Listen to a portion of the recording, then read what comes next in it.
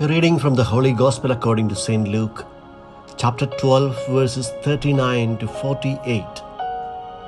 Passage taken from the Message version of the Bible.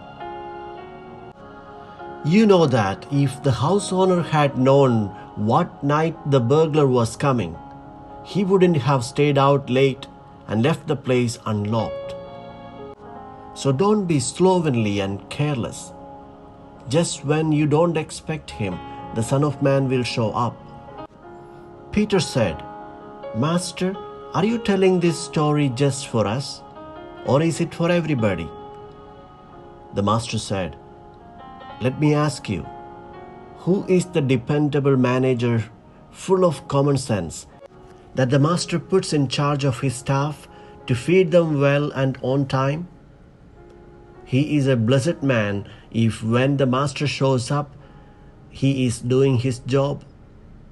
But if he says to himself, the Master is certainly taking his time, begins maltreating the servants and maids, throws parties for his friends and gets drunk, the Master will walk in when he least expects it, give him the thrashing of his life, and put him back in the kitchen peeling potatoes. The servant who knows what his master wants and ignores it, or insolently does whatever he pleases, will be thoroughly thrashed. But if he does a poor job through ignorance, he will get off with a slap on the hand. Great gifts mean great responsibilities. Greater gifts, greater responsibilities. The Gospel of the Lord.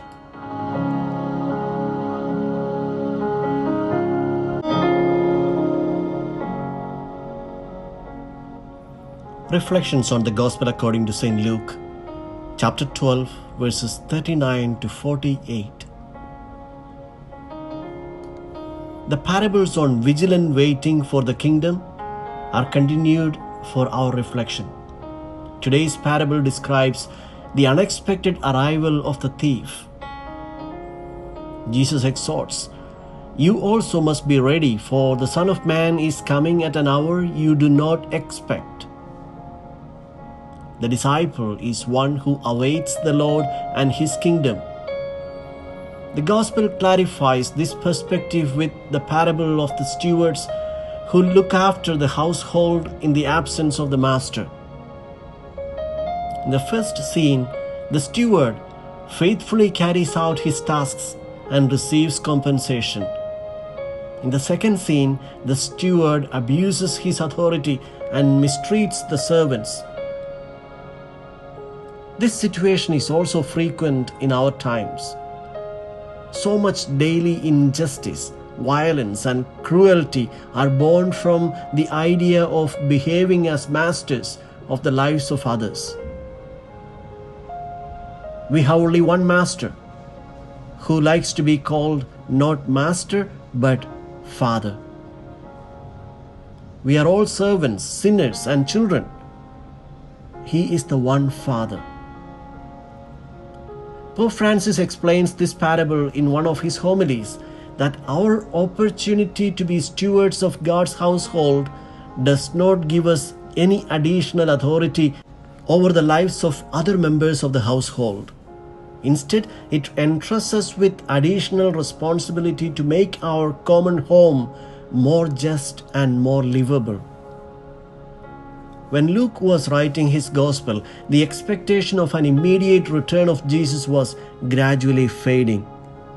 The early Christians believed that Jesus would return during their lifetime. But as time went on and there was no sign of Jesus, Christians were tempted to become less vigilant and begin to give it up. Through this passage, the evangelist is trying to address this attitude of lethargy and wants the faithful to behave. There are 2 points for our reflection. First, we are not the owners of the household, but only stewards. But God has endowed us with the privileges of being His children. This is a gratuitous gift and not something that we could demand from God.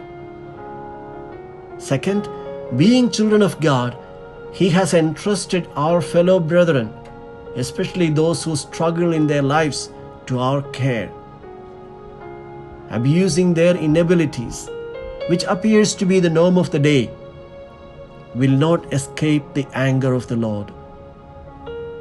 Our lack of empathy and leaving the poor in their misery and refusing to stand for them and care for them is a sin, the sin of omission.